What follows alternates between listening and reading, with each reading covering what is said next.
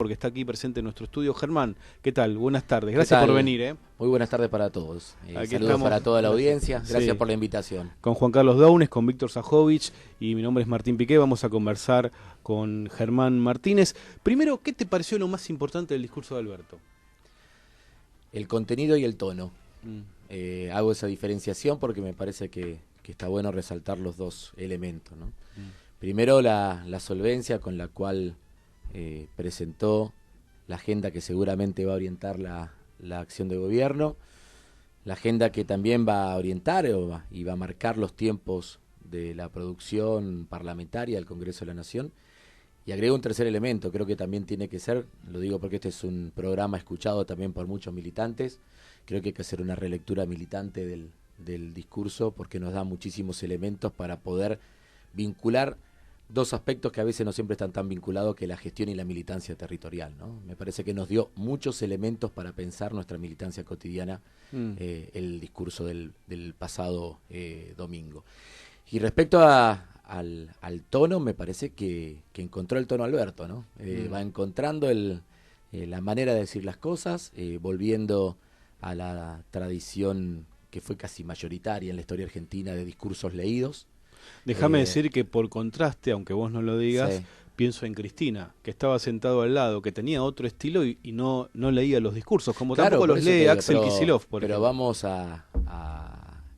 Cristina es una anormalidad como cuadro político en la política argentina. Que no es lo mismo decir que es una normal. No, es una anormalidad. Dirían los vinculados a la te digo porque una anomalía. En algunos medios realmente es fantástico su capacidad oratoria, obviamente con muchos recursos. Si vos te acordás, sí, llegaba con buenas carpetas, sí, con buena información, pero iba hilvanando. Con tipografía bastante grande para en un pequeño repaso de ojos a distancia. Iba hilvanando, sí, los distintos conceptos y le ponía mucho de lo que ella en el momento iba caracterizando, ¿no? Y todo presidente, volviendo a Alberto, tiene que encontrar su estilo, su tono, su liderazgo, construirlo, y es lo que vos decís que está buscando con las formas también. Sin dudas, y más cuando tenés en el espejo retrovisor de nuestro espacio político a Cristina. Claro. ¿No? Indudablemente, eso en alguna manera, yo si fuera presidente de la Nación, no estoy lejos de eso, lo pensaría. ¿Cómo hacer para ir construyendo el tono de mi comunicación, la manera de relacionarme con los argentinos y las argentinas,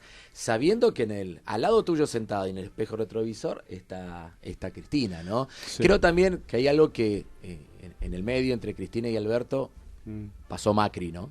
Que volvió a esos 1 de marzo como... Yo me acordaba. Muchas frases huecas, ¿no? Pero aparte me preguntaban a mí varios compañeros y comunicadores en estos días sobre el discurso. ¿Ustedes se acuerdan que antes de Néstor Kirchner, los 1 de marzo, eran una fecha prácticamente... Bueno, vos como periodista habrás cubierto un montón, digamos, ¿no? Sí. Prácticamente una formalidad donde el presidente de la Nación iba, daba su discurso lo más corto posible. Muchas veces no iban ni siquiera los diputados o los senadores y volvían a Casa Rosada o Olivos. Era una formalidad institucional. Yo creo que eso cambia con Néstor y con Cristina. Macri era muy confrontativo. Los primeros discursos, el 1 de marzo del 2016 fue un instrumento de una declaración de guerra del kirchnerismo y asociándolo permanentemente a la corrupción, ¿no? Terminó a los gritos de si se puede, ¿no? Si te acordás, ese discurso termina con todo el recinto gritando si se puede. Fue un discurso durísimo. Yo lo escuché por radio, ¿no? Realmente fue un discurso lamentable. Cuando venía el 10 de diciembre...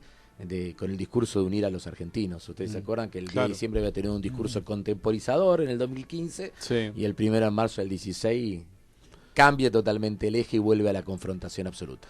Germán, del discurso de Alberto se desprenden muchas líneas.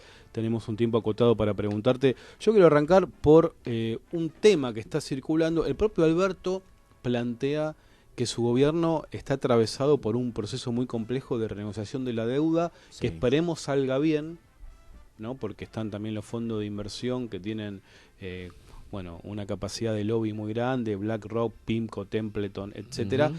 Y entonces es un gobierno que también, no digo que esté en una especie de cápsula de espera, pero que para algunas decisiones de fondo, por ejemplo, para saber con qué presupuesto va a contar para algunas políticas, tiene que saber cómo cierra a fines de marzo, principios de abril, la renegociación y la negociación con los bonistas privados.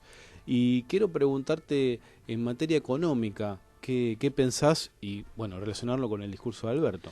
Primero, dimensionar el nivel del problema, para que los que somos un poquito más grandes, ustedes tienen una audiencia joven también, la primera cifra de la deuda que yo recuerdo es cuando terminó la dictadura militar, que eran 45.000 millones de dólares. Sí. ¿No? Este año, en vencimiento de capital e intereses, deberemos pagar más que la deuda que tenía la Argentina en diciembre del 83. Solamente capital e intereses, solamente en este año. Entonces digo, me parece que ahí hay que tratar de tener claro cuál es el problema. El otro día lo dejó muy precisamente explicitado el presidente de la Nación. Volvió a ser la deuda externa el principal condicionante de la política económica de la Argentina. Por lo tanto, como vos decís, Martín, tal cual, todo lo que podamos decir sobre la ejecución presupuestaria del año 2020 está en algún lugar condicionada, entre paréntesis, por cómo se desarrollan las negociaciones que nuestro gobierno está haciendo a través del ministro de Economía de la Nación. Dicho esto, creo que Alberto fue en un futuro mediato, digamos, ¿no? Pero futuro cercano, él planteó dos temas que para mí son trascendentes. Primero, insistió con el nunca más a estos procesos de endeudamiento, de mega endeudamiento, de sobreendeudamiento. Ustedes lo rescataban en el corte que hicieron en la introducción. Y en segundo lugar dijo, ojalá que toda esta experiencia nos sirve también para pensar el presupuesto del 2021 con base más sólida, ¿no? Dejar de pensar en estos presupuestos hechos con esos Excel extraños que a las 48 horas terminaban prácticamente desconocidos por la realidad. Obviamente nos encontramos frente a una realidad que tiene que ver con, por un lado, la generación de dólares para poder bancar la economía de importación, y por otro lado nos encontramos con la necesidad de emitir dinero para poder resolver la problemática inmediata que se plantea, que es el tema del hambre y el tema de poner en funcionamiento la economía. Sí. Ese tema, ¿cómo lo van a resolver? Porque realmente ahí no está bien claro el tema de si se va a emitir, cuál va a ser el balance de la emisión de dinero y la cuestión de la retención de los dólares. Hay una cuestión ahí que, digamos, en la medida en que nosotros retengamos los dólares, se va a poder emitir sin que eso afecte la economía. El tema es que hay que ponerla a funcionar. No habló de ese tema. Más o menos más o menos no habló, diga, porque si vos te pones a pensar, yo creo que las cosas en general uno tiene que tratar de ubicarlas en un hilo de continuidad. Este fue el planteo que vos hiciste, fue el planteo que centró el análisis que hizo el ministro Guzmán cuando fue a la Cámara de Diputados a informar sobre el proceso de la deuda. Dijo algo que Alberto Fernández sí dijo el otro día, que el peor camino para enfrentar esta crisis es desde la austeridad fiscal, ¿no? O sea, él está suponiendo que necesita incrementar el gasto para poder salir de la crisis. No se sale de las recesiones con austeridad, esa fue la frase de Guzmán. Bueno, sí. Entonces digo, me parece que si uno busca detalles, probablemente no lo encuentre, pero sí encuentras por el camino por el que vas a transitar. Y él cerró apelando a una palabra que en general nosotros le prestamos poca atención porque nos suena a un híbrido, que es la palabra equilibrio. Yo creo que la gran demanda de la oposición de no tienen un plan económico es porque ellos pensaban que nosotros íbamos a llegar y íbamos a poner la recontramáquina a funcionar, a darle con toda la impresión de billete y con eso íbamos a salir a pagar todo y con eso íbamos a tirar la inflación al diablo. Lo que trató de hacer Alberto Fernández, que se llevó un gran pedazo del discurso, principalmente en la primera media hora, que fue la hora del análisis de lo que encontró y lo que hizo hasta el momento, él planteó prácticamente en una carilla y media todo lo que tuvo que hacer para poder atender la urgencia, entre ellos los aumentos de los jubilados, los bonos de los 5.000 pesos, las cuestiones vinculadas a la UH, la tarjeta alimentar, que hoy empezó en un distrito importante, el Gran Rosario, en Villa Honor Galvez, el operativo de entrega de tarjeta alimentaria, y estamos hablando de 4.400 familias, más de 20 millones de pesos por mes que se vuelcan al mercado interno en una cualidad grande pero relativamente chica, digamos, ¿no? Para lo que es el área metropolitana de Buenos Aires, ¿no? Entonces digo, él se puso a especificar todo eso, que requiere obviamente incrementar el gasto, pero que al mismo tiempo él lo va tratando de hacer generando las condiciones para que la macroeconomía no empuje la inflación a la alza, que fue otro gran pedazo del discurso. Él planteó, estamos haciendo un gran esfuerzo de la macro, de tener contenida la inflación, paramos los incrementos en el combustible, paramos los incrementos en el transporte, paramos los incrementos en las tarifas, tratamos de congelar la mayor cantidad de variables y sin embargo los alimentos siguen aumentando.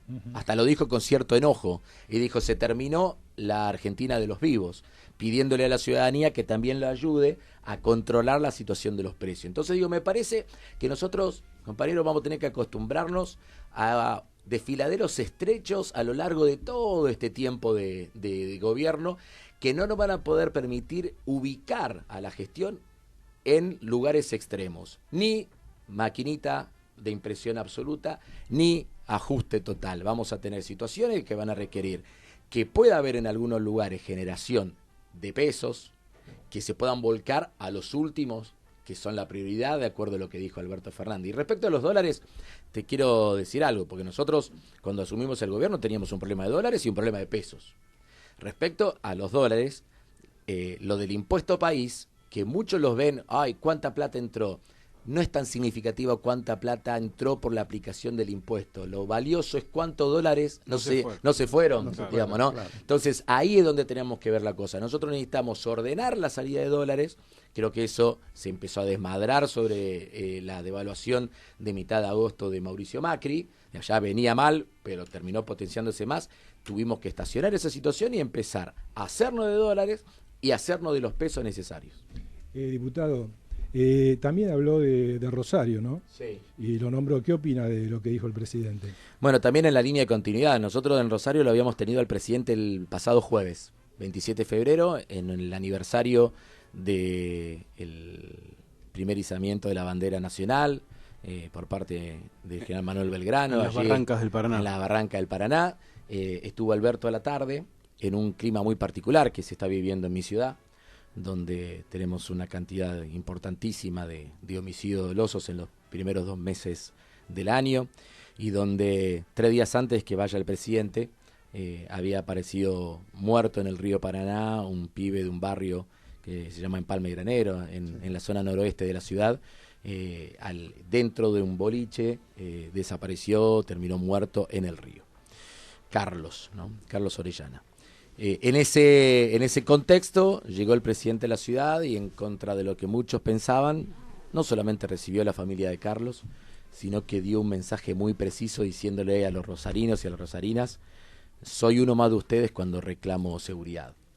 Pero dicho esto, dijo, yo no vengo a reclamarle a terceros, yo me vengo a hacer cargo, ¿no? Y vengo a trabajar junto con el gobernador Perotti, junto con el intendente, que es otro signo político, Pablo Haskin, para tratar de darle una respuesta a los rosarinos.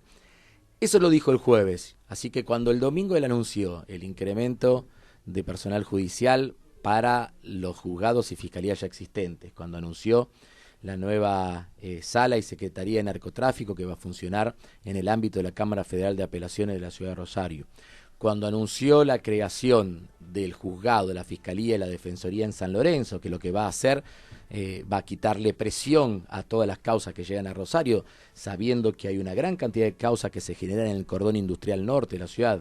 Estamos hablando del corazón de la exportación agroexportadora del agro argentino, digamos, San Lorenzo. En el eje San Lorenzo a Villa Constitución tenemos la mayoría de los puertos, ¿no? Son puertos privados, además, ¿no? Hay puertos privados, sí. Y la sospecha es que por allí sale la exportación o el contrabando, porque es ilegal, de cocaína a gran escala a Europa, ¿no? Mira, independientemente de esa sospecha, que todavía no hay demasiadas precisiones si eso funciona efectivamente así. La diputada que recientemente renunció, Elisa Carrió, era una de las habitual voceras de eso, de los puertos de San Lorenzo como los lugares de entrada vía del Paraguay o de salida en algún lugar con terminalidad Europa de sustancia elaborada. Pero hay algo que sí te puedo decir: es la zona del Gran Rosario la gran generadora de plata en negro. Entonces, porque nosotros hablamos, ¿por qué se habla tanto del narcotráfico y no se habla del lavado de dinero? Cuando en realidad lo que hay detrás son movimientos económicos absolutamente en negro, que tratan de buscar o rentabilidad en negro, el delito narco, o blanquearse en operaciones supuestamente de superficie.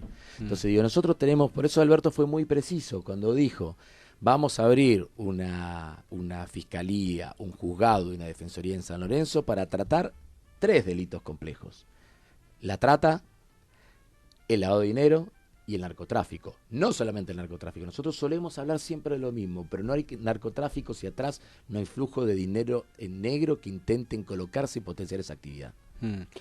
Bien, estamos conversando con el diputado nacional Germán Martínez del Frente de Todos de la provincia de Santa Fe. Sabemos que tenés más compromisos, tenés un tiempo acotado, así que 2 preguntas en una para ir resumiendo. Uno de los grandes temas, vos hablaste de anuncios de creación de juzgados para la provincia de Santa Fe. Uno de los temas importantes del discurso fue la reforma de la justicia, la reforma que pretende el gobierno impulsar en el Poder Judicial. Y el otro tema que muy probablemente va a polarizar a la sociedad, que ya tiene una fractura política, cultural, más allá de las invocaciones a superar esa grieta, es el apoyo por primera vez de un presidente, impulsa personalmente un proyecto para legalizar la interrupción voluntaria del embarazo. Y yo te quiero preguntar, como analista político y como dirigente y protagonista, que por un lado resistencia te imaginás y de qué manera en la corporación judicial para el primer tema, y para el segundo hay una marcha ya convocada para Luján por la Iglesia Católica, declaraciones de Tucho Fernández, monseñor muy cercano hoy a Francisco, contestándole a Alberto, diciendo que cuando él habla de la hipocresía de los que no apoyan la legalización del aborto cuando el aborto existe, si se refiere también al Papa Francisco. ¿Cómo se va a procesar todas esas tensiones en el tiempo que viene?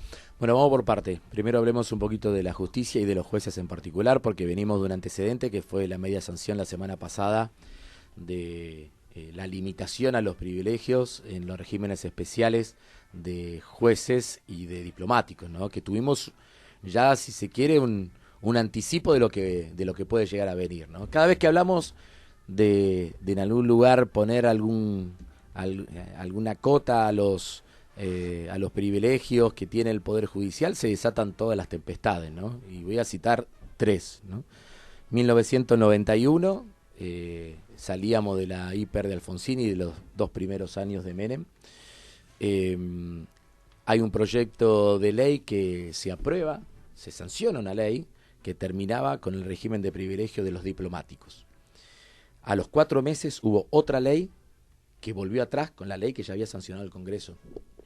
En el medio de todo eso nace la 24.018, que es la ley de jubilaciones de privilegio, que en aquel momento abarcaba a los funcionarios del Poder Ejecutivo, a los legisladores, obviamente al presidente y vicepresidente, que eso sigue vigente, a los jueces, abarcaba todo eso. O sea, 1991, arrancamos para un lado y los privilegios se consolidan. Avancemos. 2002, vuelve el debate sobre las jubilaciones de privilegio, posconvertibilidad, crisis social, toda la sociedad mirando eso. Se saca una ley del Congreso que hace Duhalde, veta casi la totalidad de la ley, excepto los artículos que tenían que ver con las jubilaciones de privilegio del Poder Legislativo y los funcionarios del Ejecutivo. Todo el resto quedó todo vigente. Dicen las anécdotas que en el 91 la presión era porque la Corte, si no sacaba la 24.018, dicen que lo amenazaba con declarar inconstitucional la ley Dromi. Y cuenta ponía a todas las empresas públicas todo, disponibilidad de ser privatizadas, ¿no? Si hubiera sido solamente eso, fue la ley, la nave insignia de lo que se llamó la reforma del Estado, digamos, en aquel momento, ¿no? Que la estamos sufriendo todos. Claro, ¿no? Y en el año 2002 la presión era por un fallo que tenía ya acuerdo en esa especie de consenso previo al fallo que se genera en la Corte sobre la redolarización de la economía, que era volver atrás con la especificación y volver a redolarizar todo, lo que hubiera significado un golpe de nocaut para la incipiente recuperación de la economía que venía viviendo la Argentina. Bueno, después en el 2013 también tratamos de cobrarle impuesto a la ganancia a los jueces, y terminó con un diputado de San Luis tirándole un botellazo al diputado Rossi adentro del recinto para tratar de levantar la sesión y que no se pueda aprobar. O sea, cada vez que intentamos poner algún límite pasan todas estas cosas. Yo realmente espero, y termino la primera respuesta, espero que la oposición política en la Argentina abandone el lugar donde se está poniendo, que de ser la guardiana de los intereses corporativos. Me parece que uno, como diputado Esperá nacional, tranquilo, una como reposera, senador buscala, nacional, porque... no, a mí me parece que hay algunos elementos que a veces condicionan. Tenemos un poder ejecutivo que está yendo en la dirección correcta, hay una mirada social muy intensa sobre lo que está pasando con los privilegios, digamos, ¿no? ¿Se acuerdan aquella famosa frase de la mujer de Piñera, ¿no? Sobre los privilegios en Chile, ya que van a hablar de ese tema. Sí. Che, aflojemos un poquito, decía en aquel momento, en otro contexto, digamos, ¿no? Pero, digo, me parece que ese es un tema importante. Yo le pediría a los que son diputados del pueblo es que las corporaciones ya tienen sus abogados y sus gerentes que lo defiendan. Nosotros estamos para defender el interés general. Punto y aparte, sí. Aborto. ¿No? Me parece que le encontró una vuelta a Alberto el otro día que genera un escenario distinto. Primero, porque él es el ejecutivo, como vos bien dijiste, Martín, el que impulsa la iniciativa. Es una novedad institucional hasta ahora. Primero. Segundo, lo plantea en un esquema de opción y de decisión de la mujer sobre su propio cuerpo, que por un lado dice, dejemos la hipocresía y vayamos a una regulación estatal de las prácticas de los abortos, primero obviamente legalizando, pero también garantizando las condiciones sanitarias para que se hagan en condiciones de salubridad. Pero si vos seguís el embarazo y tenés tus chicos como... El Estado te ayuda. El Estado te acompaña 1000 días en una etapa fundamental del desarrollo de los chicos. Entonces digo, me parece que se van acotando los márgenes como para no querer abordar el tema en su integralidad. El llamado a abandonar la hipocresía para mí es fundamental. Mirá, yo te voy a decir mi historia, Martín, que no se conocen. Yo soy exalumno salesiano. Fui al Don Bosco de Rosario, que se llama Colegio San José, allá. Acá hay uno en Solís al 200, digamos, ¿no? O el de Almagro, el que quieran, digamos, ¿no? Fui dirigente de grupo juvenil. Fui número 4, número 5 de la Pastoral de Juventud Nacional, antes que asuma Néstor. Yo conocí casos de pibes seminaristas que acompañaban a las chicas a hacerse los abortos y se quedaban rezando en la puerta para que la piba no se muera. Eso es hipocresía. Eso es lo que pasa. Entonces, dejémonos. Fuerte tu testimonio. Pero te lo aseguro, porque eran cosas que eran vividas con una tensión por los chicos que eran más jóvenes que yo todavía. Digamos, así que me parece que el que está en contra, por lo menos, debería flexibilizarse para poder escuchar otras miradas y ver si podemos definitivamente saldar esta deuda que tenemos. Un lujo, la verdad, poder conversar con Germán Martínez aquí en el estudio de Radio Sónica. Este programa se llama Hojas Sueltas. Te invitamos para una próxima oportunidad, seguir charlando de la actualidad argentina, que es tan cambiante. Sabemos que tenés que seguir con tu agenda y hasta la próxima. No hay problema, armemos una rutinita y dale. Estoy a 3 cuadras. Dale. La seguimos otro día. Chao, hasta luego. Y gracias. Enseguida seguimos con más Hojas Sueltas aquí en Radio Sónica con Juan Carlos Dounes y Víctor Sajovich. Interferencia es una palabra archivada en algún viejo libro del Museo de la Radio. Radio Sónica. Radio Sónica. La tecnología puesta al servicio de la radio.